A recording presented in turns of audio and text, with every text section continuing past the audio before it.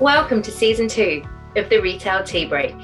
My name is Melissa Moore, founder of The Retail Advisor. As a consultant, mentor, trainer and lecturer, I enable retailers and makers to reach their potential through sales growth and excellence in customer experience. I'm also your host of the Retail Tea Break. Each week, I'll be joined by industry experts, retailers and makers to decode the myths, share stories, and their insights into this industry of ours. So if you enjoy listening to the Retail Tea Break, subscribe to the podcast and share it with others in the industry too. So sit back, grab that cup of tea and listen in. Welcome to the Retail. Today, I'm joined by a woman who's taken full advantage of one of Ireland's busiest tourist trails, selling unique, local, Irish-made crafting gifts, and with the accolade of best coffee in Ireland, Moher Cottage is one of the best-known little shops in Ireland. With an online gift shop shipping globally, this retailer and maker is incredibly busy. Caitríona and Considine from Moher Cottage, welcome to the Retail Tea Break. Thanks so much, Melissa. Delighted to be here with you today. And I'm thrilled. I know we've been trying to have this conversation for a while, so I'm delighted to have you. But before I kick off, in the time that it takes to boil a kettle, which I'm told is about 2 minutes, tell us a bit about your background and a little bit about the business. Yeah, great. So I'm not a retailer by trade or anything like that. I've had my share of my college jobs in retail though, all the way through college. Always loved them. Shoe shops, newsagents, I've done them all. But yeah, I was studied industrial engineering in college, ended up working for an American company who as an IT consultant, traveled the world, ended up back in Dublin, quite content, working actually at that stage in wind energy, loved it. And then I met a publican and a farmer in Liscannor, County Clare, who farms on the Cliffs of Moher. So wow, what a journey, and couldn't be any further removed from retail. Absolutely, yeah, totally. Yeah, so obviously then you come to the decision, you're getting married, whatever, where we live, there's no debate, there's no discussion. He's farming on the Cliffs of Moher. We're living here. That's just so I spent like years commuting to work, and my role was really Dublin based. I couldn't really find a job that kind of worked down here. It was before the time of remote working. Now you could, there's a lot more opportunities for remote working down here in the West. Lots of people here since the pandemic, a little kind of silver lining of the pandemic really for villages like ours. But at the time it wasn't really a thing. And then in the meantime, one weekend we were just sitting watching, and we have this really cute cow cabin on the farm that happens to be on the Wild Atlantic Way. And we're watching people drive up the road, and this cow cabin happens to have an amazing view. And they're like, okay, pulling the car in, taking a picture of the cow cabin, taking a picture of the view, getting back in their car and going up to the Cliffs of Moher. So we said, listen, there's something in this, definitely. So we talked to the council, and it was still, no investment, no nothing. We just said, listen, if there was a change of use application.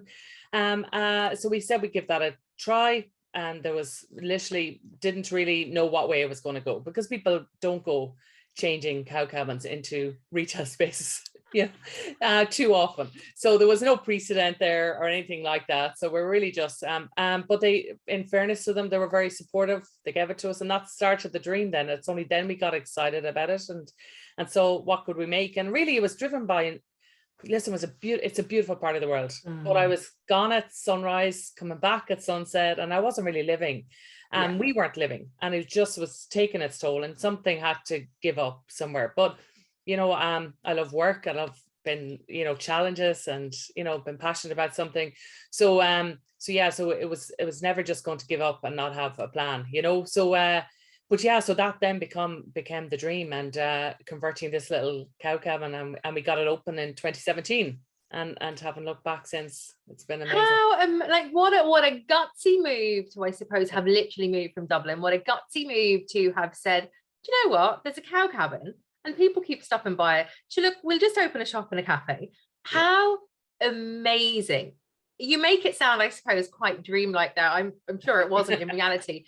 How difficult was that process, or how did you get through that? Because I'm sure that wasn't straightforward. I'm sure it wasn't as quick as you make it sound.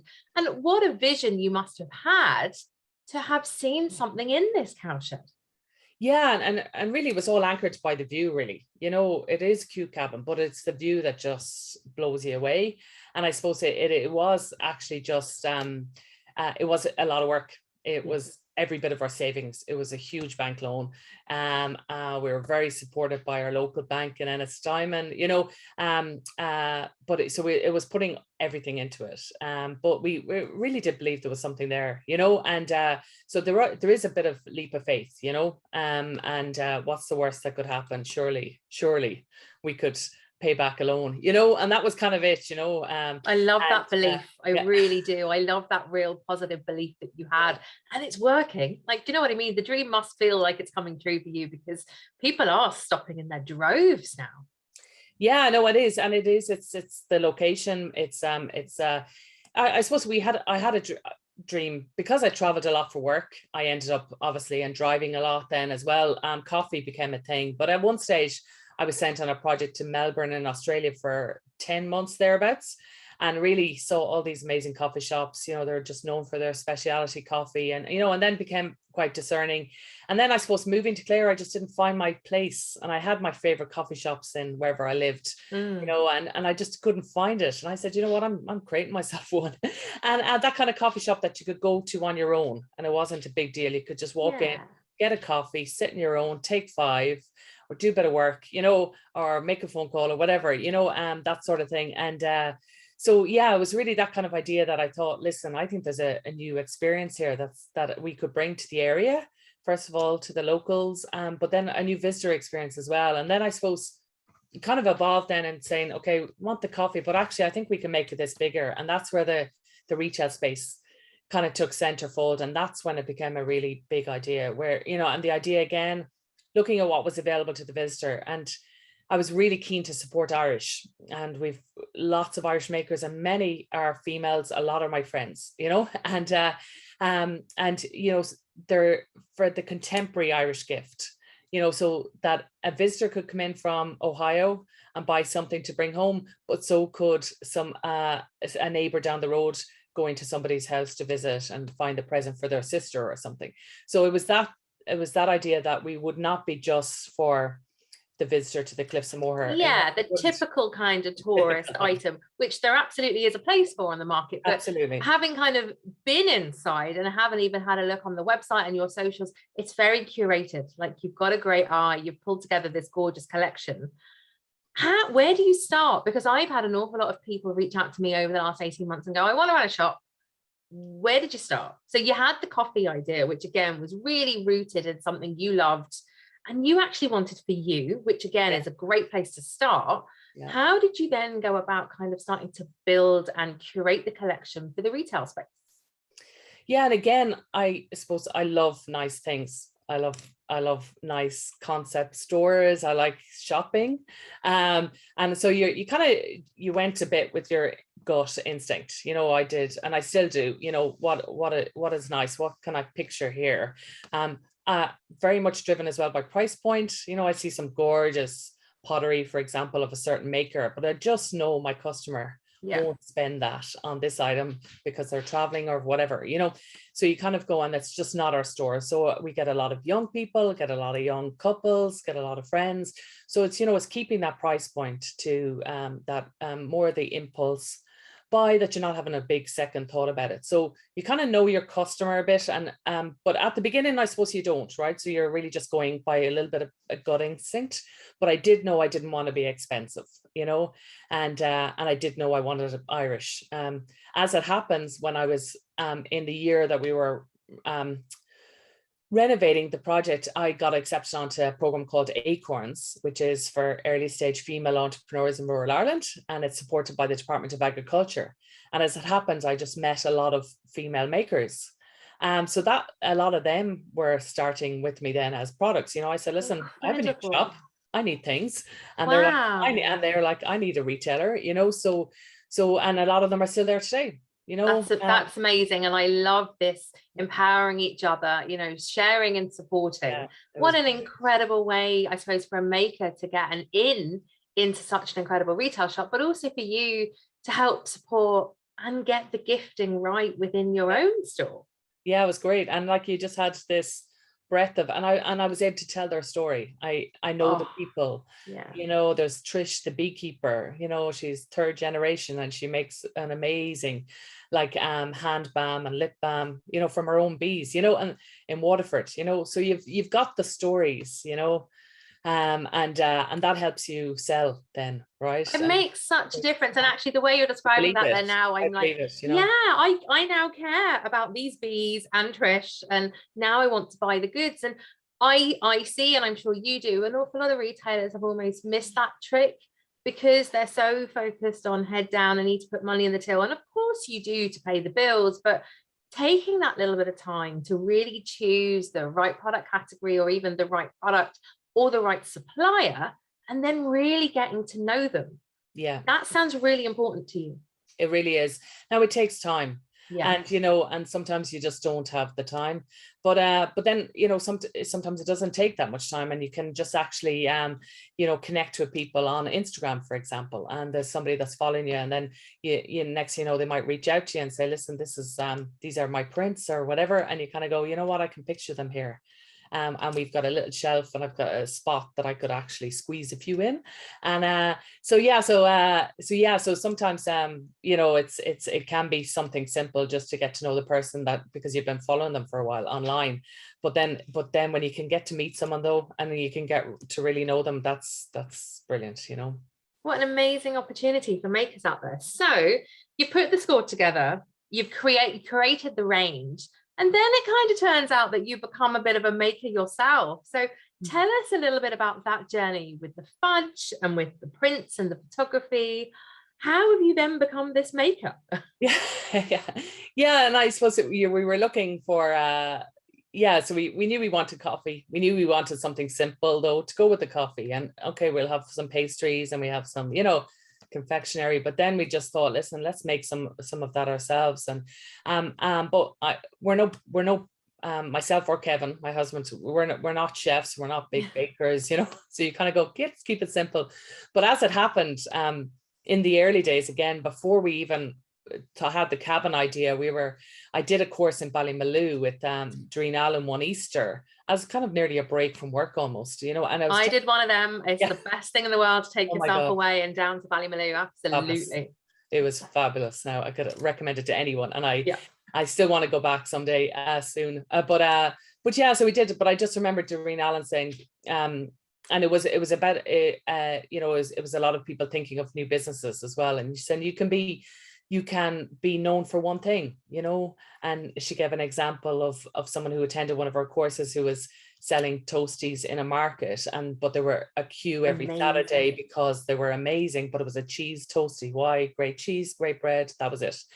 And, you know, so she just gave that example. And then, so we kind of said, listen, let's just get really good coffee, you know, let's keep it really simple. And then we just said we'd make our own fudge. I used to make a little bit of that, you know, it's not like baking, it's a bit easier, you know, and we said, let's keep it really simple. And I saw other people doing that before, and it just go a little bit of salted caramel fudge with a really good coffee in a lovely view, happy days, you know, type of thing. So that's kind of where that started. Wow. And it's kept going, and it is associated with us now, you know. Absolutely. And again, even the way you describe it, you're literally just setting the scene. And I think, again, that's something that retailers can really take from, that you speak with such passion about other people's goods, about your own goods, but also there's a thought process there. You know, you want someone to have a cup of coffee and a little sweet treat. You know, of course, it's putting money in the till, it's probably upping your margin slightly, but actually it's what your customer wants. Yeah, no, and it's and we've gift boxes, and that then became, in the pandemic, you know, a gifting product that was really popular because people were sending care packages and all of that, you know, to loved ones, especially around the Easters and things like that. So it became really a lifeline for us in the pandemic that we didn't really foresee before that, you know. And I think that the photography stemmed from, I just love taking photos. We happened to walk around the North Clare area with my golden retriever dog, and so it's very easy capture a photo. So we had some photos of our cows hanging in the shop from day one, because we kicked the cows out. So we hung up some photos, and then people just wanted to buy them. And you kind of go, can I buy that one? And I was like, well, do you really want to, almost, you know? And but yeah, so they did. So so now we have a little few shelves with our photography and cards, you know. So and that's kind of, and they're on the website, and that kind of you know, ticks over every summer, you know, especially with visitors, you know. It's a kind of a point in time kind of purchase.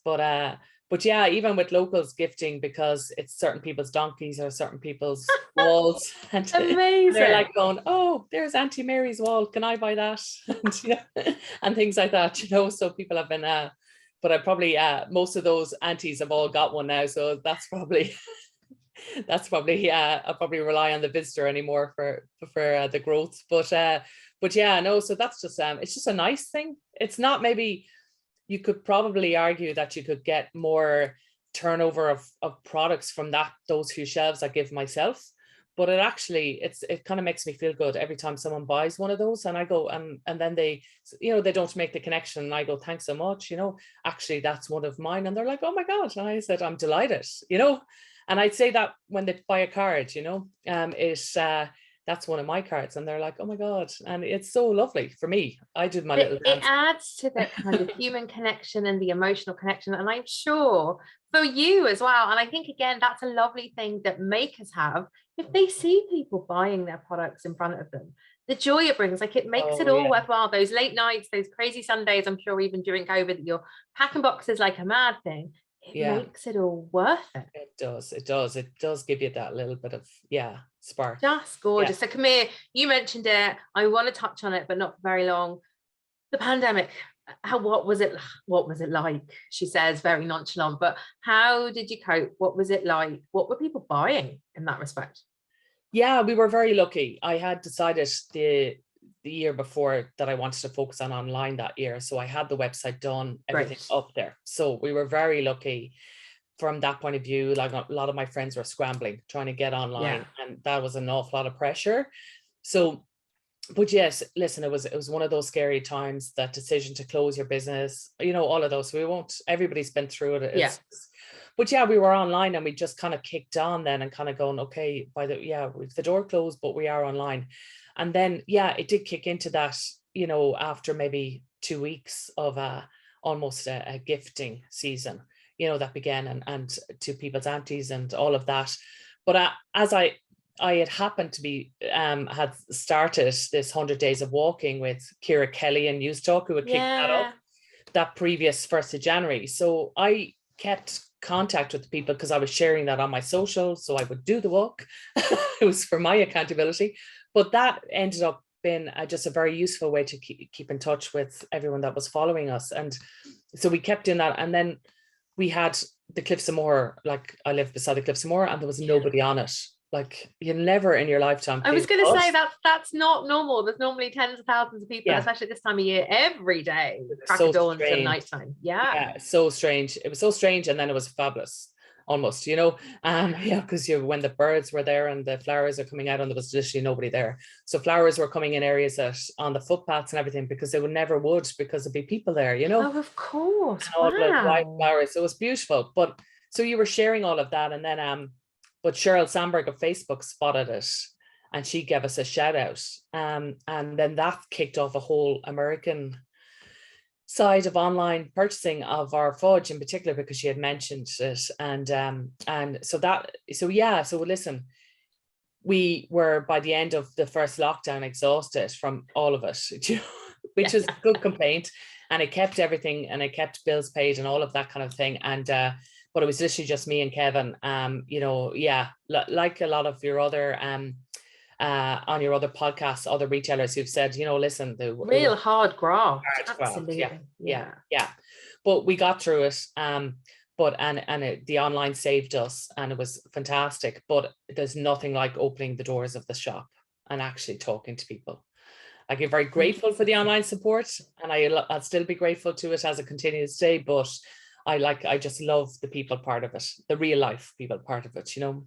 And that's such a gorgeous message to have here, that it is about that human connection for you, and it feels very special by the sounds of it when people do come and visit, when they do actually buy from you, that it means something. It isn't about putting the cash in the till and keeping the lights on as such, but actually you really enjoy meeting people every day. Yeah, and now we're in a lovely stage where we have visitors coming back from overseas that have visited us 4 years ago. Oh, wow. Visit, and they're going out of their way to pop in and tell me they were here on year 1 or year 2, you know. And so it's lovely, and they're so happy to be back in Ireland, and they're having an amazing holiday, and they're stopping off at all these places, and they're buying their gifts or buying their coffee. And it's, we're very lucky that we're getting to that stage now, I think. Definitely. And I think it's going to be a phenomenal summer. I really do think. I think it's going to bring such joy, absolutely, to all the shops, especially in those touristy areas that were so hard hit. It's going to be a joy. Moving on, I really want to ask you, what's it actually like retailing, making the juggle? Because you're not just a retailer, and I don't mean that in that respect, but you're, I presume, the HR manager, the finance manager, you're the social media manager and the marketing manager, and absolutely everything else in between. How do you do it? Yeah, it's difficult. Like, it's no point pretending it's not. And, invariably something drops, and, you can't drop, payroll, you can't drop HR, but so sometimes social drops, you just don't have it in you to, to kind of push certain things, or to remind people you've new products in, things just sometimes, and that's the kind of stuff that maybe you just say, okay, listen, now we need to, delegate a bit more, remind yourself you have a team of people, and that you need to just hand over some things. And that's where, we've got a great team, and some of them are, the new gang that we have, they're brilliant on social. And, so you're just saying, listen, do you want to just make an Instagram reel for me there? Thanks a million. And you just have to remind yourself that they're, they'll do it better than you probably. So, and that's a really good point. Instead of you stressing that you've dropped something, then actually there's bound to be people on your team that are probably a little bit better than you at some things. Let them get on with it and empower them to be a much bigger part of the retail space. That's a really lovely idea. But also I'm hearing from you that it's okay to drop the ball sometimes. Like, that's just normal. Yeah. And you can't beat yourself up about it, and I think the whole pandemic years, what have they taught us? I read somewhere, it's life, it should be really about making a life, not making a living. And I and possibly some of us, me really, it might have been for a few years about making a living and kind of forgetting the life part. And it's trying to get that balance now a bit better, and enjoy the summer, and catch up with the friends now, and not miss the birthdays if you can, make the the various events, and try and figure that out with a busy seasonal business, and that has to be very focused because it's the season, in particular in the summer. So it's just trying to find that balance is kind of my next focus. I love that, and it'll work. It absolutely will. So any kind of tips or anything you'd say to someone starting out in this business now, whether it's retailing, whether it's even starting out as a supplier, probably not making fudge, but anyone else, any tips you'd give to them based on what you've been through, I suppose? I'd probably say, if you have a dream, or if you have a little niggle, if something is kind of there, follow it, don't ignore it, do the research, do the plans. The local enterprise office runs a start your own business course that you can do 8 evenings. You don't have to give up your job. You don't have to make any big life decisions, but sometimes doing something like that can let you think things out and give it time, because, there's something there, if it is there, and if there is that dream, and you're in maybe that permanent pension of a job and it's hard to make that step, maybe there's an interim step you can do.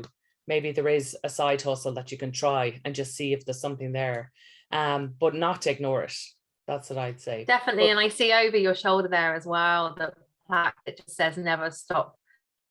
And by the sounds of it, this is exactly what you've done.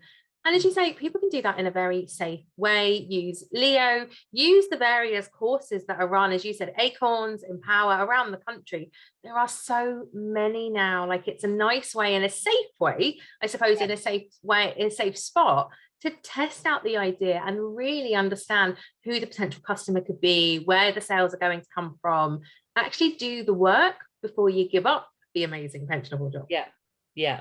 And online e-commerce allows you to test things like that in a safe way too, you know, so you can use that before you make a bigger jump. But, you know, and it is interesting just to watch a lot of e-commerce brands now moving into bricks and mortar, isn't it? And, you know, so it's and maybe they're, you know, they're seeing that need that people do want to, you know, meet, they do want to have a physical kind of a store experience still, even in an e-commerce world, but it is a useful way to start into retail, if that is absolutely, you know. Definitely. I think it's all to play for from this year. And again, maybe that's positive to come out of COVID, is that we have the flexibility now of either this incredible experience in store or having this swift, efficient experience online, if that's what you need. And hopefully most people are getting one or the other that suits them. So it's a brilliant time to be jumping into this industry. So Camille, my last question then, what on earth, and I suppose I know where I'm going with this, what's coming up over the next few months? And bearing in mind we're coming to the end of April, I think I can probably hazard a guess at the chaos that's about to kind of hit you. Yeah, no, it is. And it's listen, we're ready for a busy summer, you know. We're excited. We're hoping, you know, from now until October, you know, we're going to be crazy. That's our dream, that's our plan. And we're hoping it's going to be flat out. We've lots of new people joining us for the summer. We're lots of a few college folks coming back for the summer, so we're excited to see people again. So yeah, so we're going to have a busy summer hopefully, and lots of visitors coming to North Clare. So much to do here. They're going to have a great holiday, so hopefully it'll be great. Yeah. So my final question then for you, and I suppose I know what the answer is going to be to this, but what's coming up over the next 6 months for you? So yeah, so we're heading into our busy season now, you know, so sort of May till October, and there'll be so many visitors here. It's going to be hectic. We'll hopefully have great summer weather. So it's going to be the busy season. We're getting lots of our staff back that were here last summer. We can't wait to see them. Some new staff joining us, so there'll be lots of training and all of that as well. And but yeah, so it's going to be just all hands on deck here in North Clare. I love it. And I would urge anyone, if you're down that end of the country, or even if you're not, pop in and see Caitríona and the team at Moher Cottage. So look, if you've enjoyed today's podcast, please like, subscribe and share. Definitely give Moher Cottage a visit over the summer. Jump online if you're not in Ireland. They do ship abroad. Well worth getting your hand on some of that fudge. So until next time, Caitríona, thank you so much for joining me. Thanks so much, Melissa. I was delighted. Loved it. Thank you.